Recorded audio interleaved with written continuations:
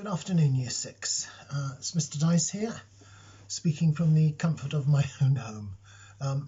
It's very nice to be able to produce this video for you for our Year 6 online art sessions. It's been a long time that you've had to wait for them, but I can assure you that I've saved the best till last. The videos are going to be a series of 4 sessions focusing on pencil drawing. We're going to look at skills, practices and techniques of pencil drawing, and this video will give you an introduction into the work that we're going to be doing. It'll give you a warm-up activity that will be of some help when we get into the main part of the drawing that we're going to be doing this afternoon. And I'll also start you off on the main activity that we're going to be doing, the topic basically that we're going to be working on this afternoon. Your teacher will be able to stop the video at any time if you're finding you can't catch up or it's too quick or whatever. And everyone needs to be able to work at their own pace and their own comfort. And it's going to be fun. It's not going to be a pressurized thing at all. Later on in the session, I will be able to join you through the wonders of Zoom and be able to catch up with you to see the work that you've produced so far, and also to suggest 1 or 2 things that you might like to do to extend the piece of work that you have already started. So the work we're going to do this afternoon is based around a photograph of something called Bladder wrack. It sounds really odd and strange, and some of you might have heard of it and some might not. But basically it's a form of seaweed that has little bubbles on it that have liquid encased within them, and if you press them it pops and spurts out. But it's rather beautiful things and we're going to look at it, and we're going to look at line, and we're going to look at shape, and we're going to look at form of that bladder wrack, and I'll talk to you and tell you about that as we go along. So without further ado, I'll show you what to do. So for the warm-up, we're going to take our plain paper, A4. It could be in your sketchbooks or just an ordinary piece of paper, it doesn't really matter. And on the top we're going to have it looking at it at a portrait. So we've got the short side at the top, long sides to the side, and on the top of that you're going to draw a square. It doesn't have to be a perfect square, but against that we're going to put another square, and hopefully I could fit in, I can make it into a rectangle or a slightly smaller one. I want 4 squares, so that's the first little job I need you to do. 4 squares. It doesn't need to be straight, you don't need to use a ruler. I'm going to fill them in a minute. And then when you've done that, I want you to go on and make a further 2 rows of those squares. It's quite good practice actually for our straight line drawing. So I should have 4 sets of 3, which is going to give me 12 boxes. And then on the bottom row I'm going to halve the bottom row, so I'll actually have 16 different boxes. So on the top box, I'm starting off in the corner, I'm going to do something called hatching. And all hatching means is I'm going to do lines that are going to be parallel and close together. So I'm going to start right on the edge on the left hand side, and I'm going to put lines that are very close together. I've got quite a thick pencil here. So that's all you're going to do. You're going to just fill in that first box like so. All those lines are vertical lines, they're going from top to bottom or bottom to top. That's all you've got to do. And then if you feel like it, you can take a finger This one will do, and just gently blend that in. Don't worry about some going over the side. Now the next one we're going to do is we're going to do exactly the same thing. We're going to do hatching, but I'm going to leave purposely a slightly larger gap between each of the vertical lines that I've got here, a slightly larger gap. And as I do the next one, I'm going to leave a slightly larger gap again. And as I get to this one, I'm going to do a slightly larger I'll say that again, a slightly larger gap again. So my hatching has gone from very close together, and each time I go across the page, that hatching is getting wider apart. And all I'm going to do now is just rub that quite hard with one finger. I'm using my index finger to do that. And that should give you should be able to see then a gradient. You should go from dark to lighter. So by hatching, we're going to get something called tone. The tone is going to go, it's all the same colour, it's all the same graphite, but it's going to go from darker to lighter, and this will be quite handy when we're doing our work this afternoon. So the further apart, the more white there's left, the lighter it becomes. And then I want you to see the second row. We're going to do something called the cross hatching. So I'm going to start this time lines quite close together, leaving very little space between them. And this time I'm going across horizontally from side to side. And now I'm going back over to do the vertical lines. So I've got lots of tiny little squares within the square. And I'm going to rub that with that finger. So again, it's the same thing I'm going to do. I'll go through this quite quickly. I'm going to leave a gap, and then I'm going to come across with a cross. This is why it's called cross hatching. So I'm going to leave a slightly bigger gap, and you can use what you did here, what you did on this one, to inform you as to how big the gaps are going to go, because you can copy the one that you've got up top, the one that's above it. So I'm just going to go through very quickly because I don't want to take too long of your time with this. And then slightly wider again. And then I'm going to blend all of those in again with my finger within those squares.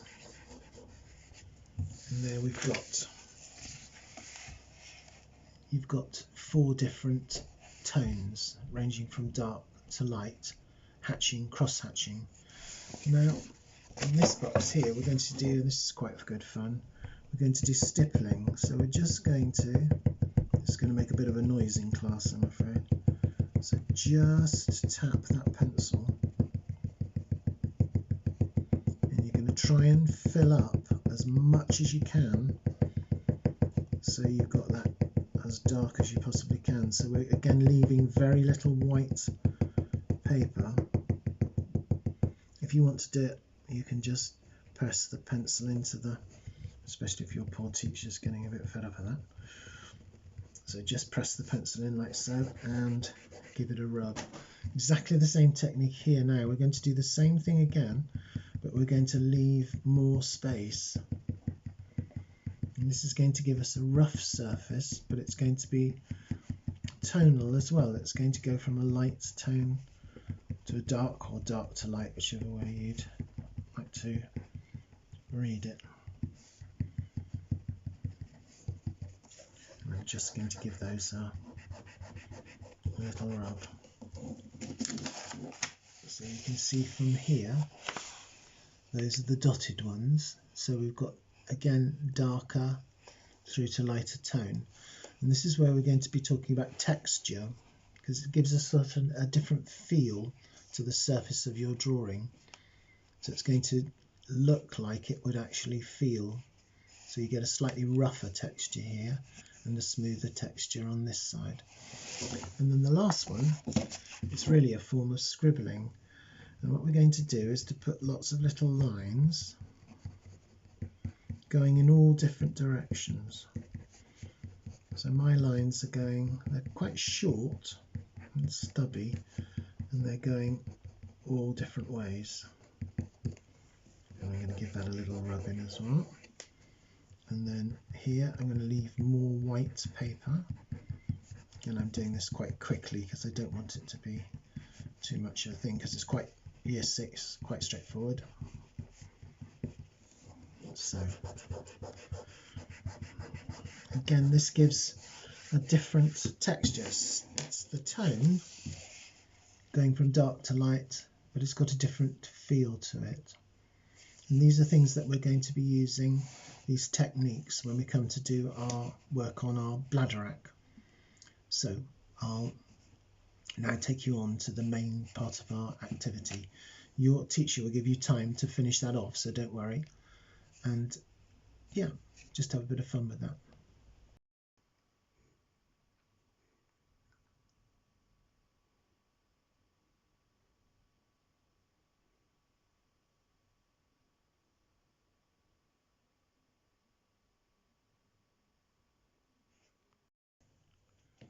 So now on to drawing our bladder rack, and hopefully you've got a copy of the original photograph, one between two people, or at least something to copy from your smartboard. So I'm first of all going to look at this activity that I've done here, which is just looking at the bladder rack in terms of line and the way that the bladder rack is moving across that photograph and the line that that takes. So when we're looking at the line of a piece of work, it's the direction in which that work is going that we're looking at, the way that the pencil marks have been put upon the paper. And we'll see that it's going, in this piece of bladder rack, it's going more or less diagonally from top to bottom corners. And so when I started my drawing, I started here, and I just followed that line, that main one that's going to come down, and bladder rack being bladder rack, it branches. So we've got a branching, and it's coming off of here. So I'm looking carefully at the picture of the bladder rack, and all I'm doing is, if you look at the bladder rack itself, you can see there's a thin line. It's like what we call a vein that's going to take water and nourishment through that plant. And that's all I'm doing. I'm following that line through, and you can see.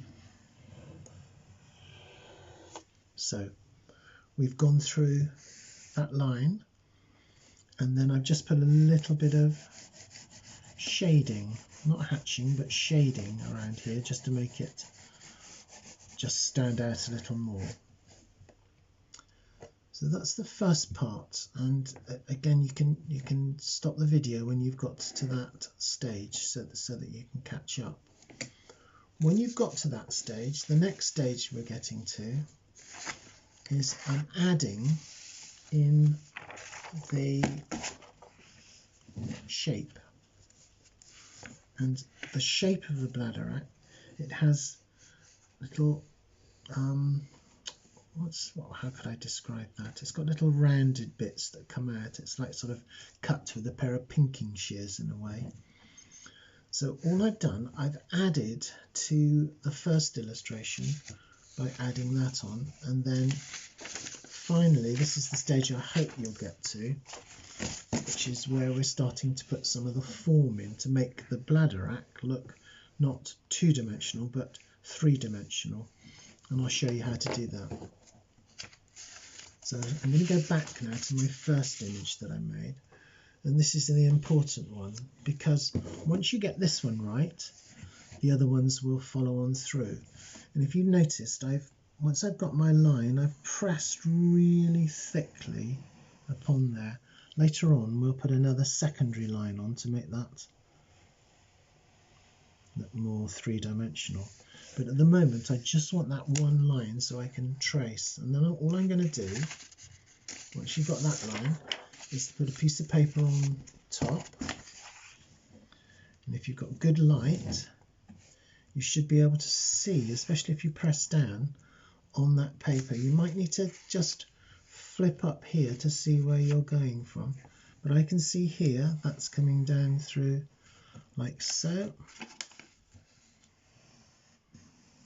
and through down to here, and there's a branch that comes there. The next one, and I'm going to do this quite quickly, but you can take your time and do it carefully. So that's the branching. So now I should have, I'm just going to check here, yes, there's another one here that I need to put in as well. So now I've got a copy of that, and what I want to do is to turn that one into, into this one.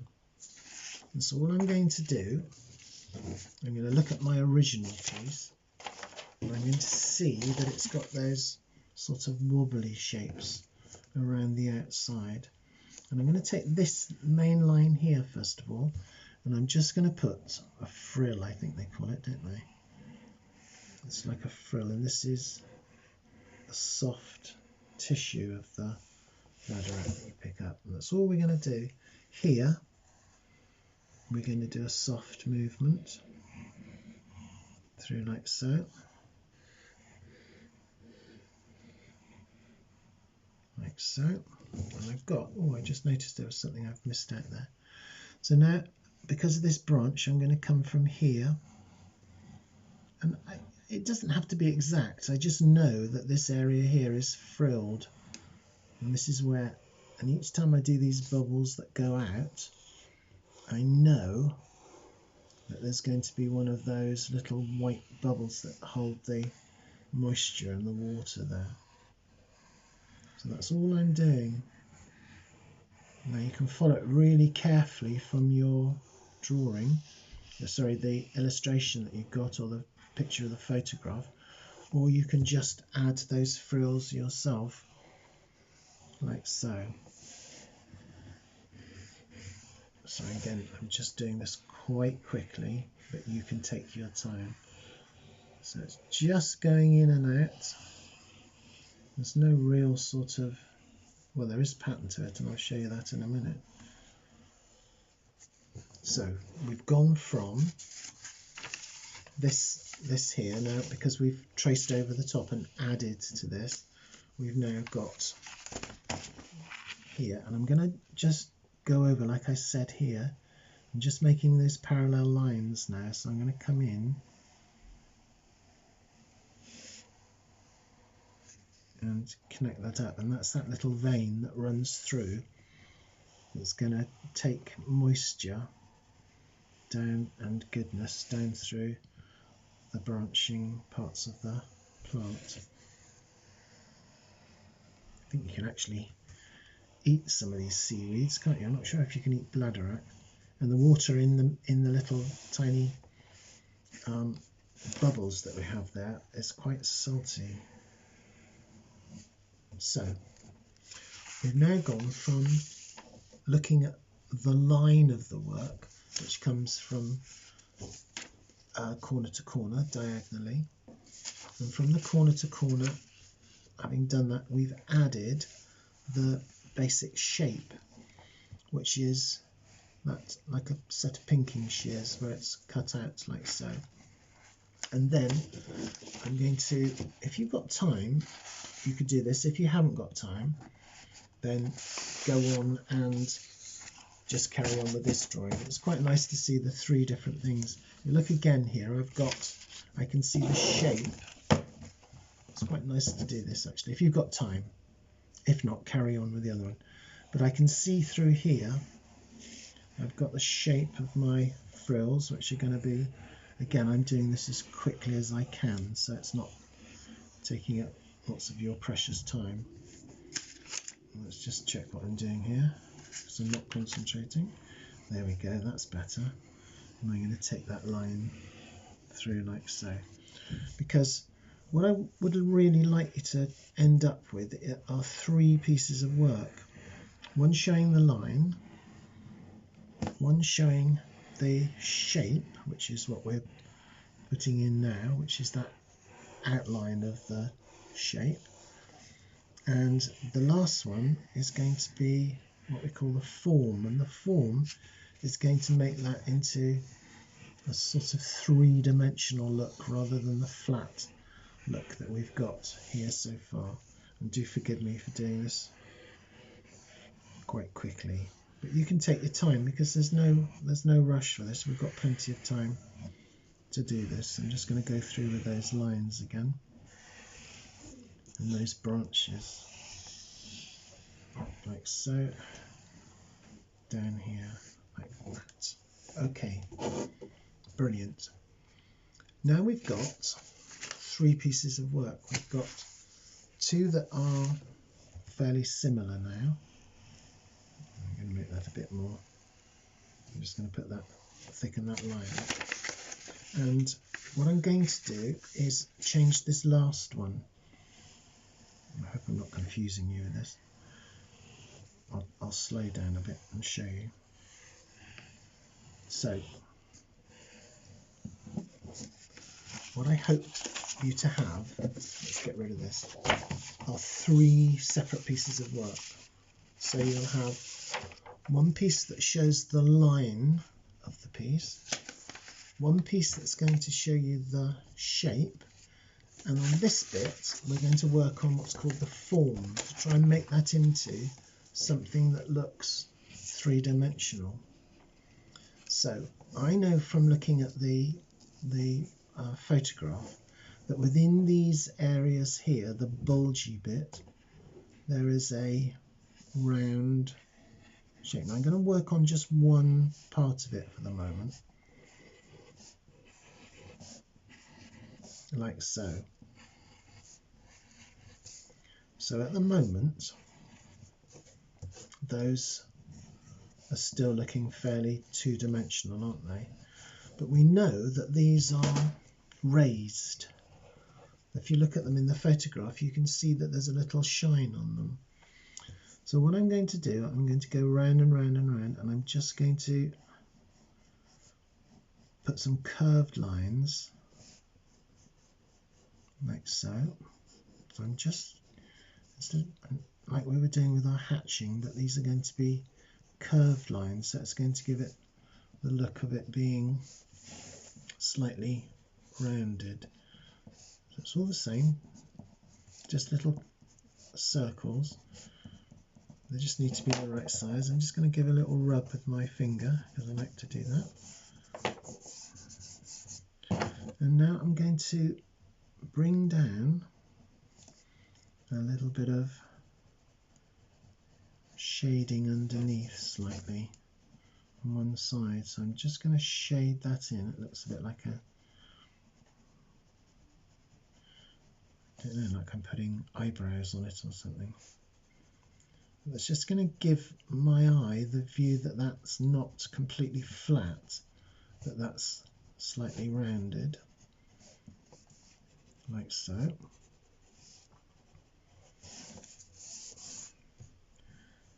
And then it's got a little line that comes sort of around the outside, like so. Okay, now this is important. We're going to take a little bit of rubber or eraser, and my erasers are really quite black and dirty because I've been doing a lot of work with actually making marks with rubbers on hatched work. So I'm just going to take a little bit of rubber, and I'm going to, because those are round and shiny, I'm just going to take a bit of that off the top. Not the whole amount, just a little bit where the light catches. So I'm just, if you've got a really nice clean rubber, and just use the corner of the rubber. And then in here I'm going to do some very close dark hatching in between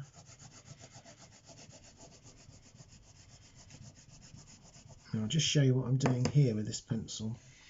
I'm holding it like this. I'm putting, if you put your hand out like so, so you've got the palm of your hand, and you hold that pencil over your fingers, and you just curl those fingers around and put your thumb, and you pinch it between your thumb and that finger, and then turn your wrist round, and now you've got the wider part of the lead, which will enable you to do that hatching much more quickly than using the point of the pencil. So I'm just going to go around this area here. Again, I'm going to do this ever so quickly, but because it's pencil, if I make a mistake it doesn't matter because I can rub it out, and I'm trying to keep all of that going in the same direction. And I'll just do this one here, or part of this one here, so you can see what I'm talking about.